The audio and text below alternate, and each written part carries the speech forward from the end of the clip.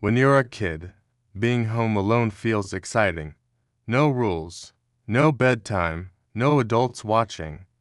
But there's a reason parents don't like leaving children alone for too long, because when you're young, you don't always recognize danger until it's already inside the house. Story 1. I was around 10 years old when this happened.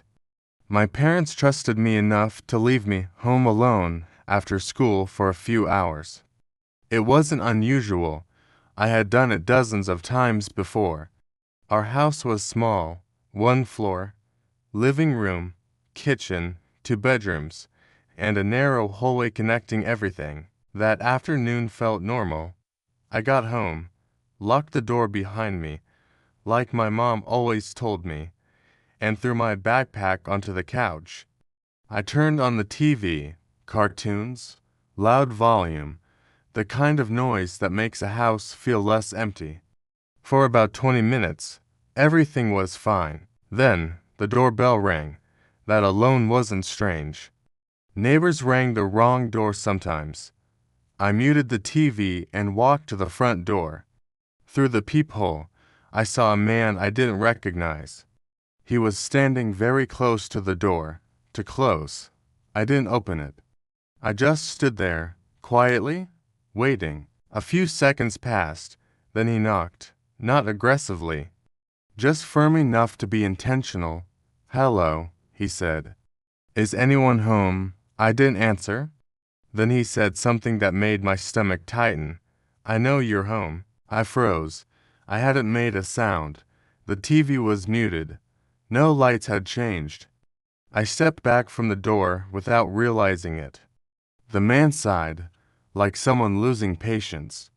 "I just need to talk to you," he said. "It'll only take a minute." My heart was pounding so hard I was scared he could hear it. I ran to my parents' bedroom and grabbed my dad's old flip phone from the nightstand. He left it there sometimes. No signal. I went back to the living room. The man was still there, but this time, he wasn't knocking. He was testing the door handle, quietly, like he didn't want anyone else to hear. I remember whispering to myself, "Please be locked. Please be locked." The handle stopped moving. Then his voice came through the door again. "Lower now. You don't have to be scared," he said. "I'm a friend of your parents." That's when I noticed something. If he knew my parents, he would have said their names. I backed away toward the kitchen, grabbing the largest knife I could find, even though my hands were shaking so badly, almost dropped it. The doorbell rang again, longer this time, then nothing.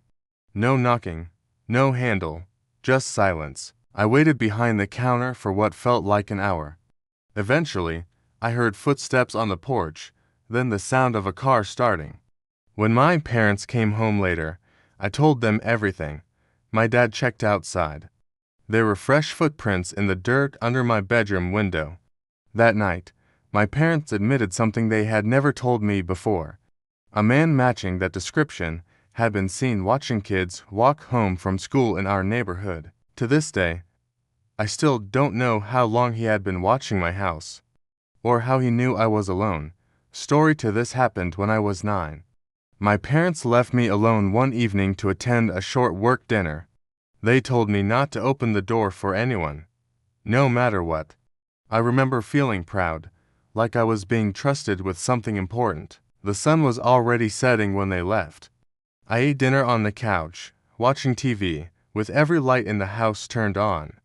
Around 8 p.m., I heard a sound from the hallway. It wasn't loud, just a soft creak, like someone shifting their weight. I muted the TV. Nothing.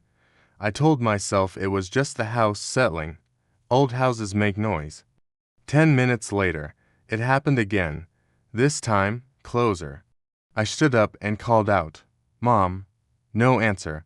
The hallway light flickered slightly. I walked slowly toward my bedroom. That's when I noticed it. My closet door was open.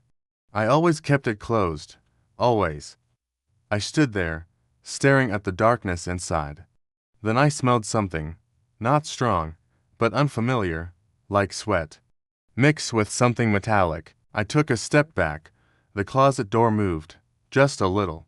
As if someone inside had shifted their foot, I ran straight into the bathroom and locked the door behind me. I sat in the bathtub, holding my knees to my chest, trying not to make a sound. Minutes passed, then I heard breathing.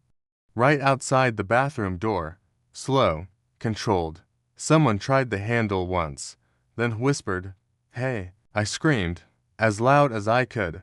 I don't remember much after that. My parents came home to police cars and flashing lights.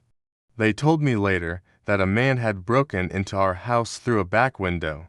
He had been hiding in my closet for over 30 minutes, waiting.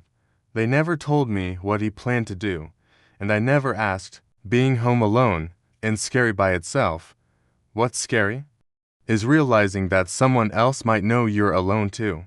And by the time you understand that feeling, it's often already too late.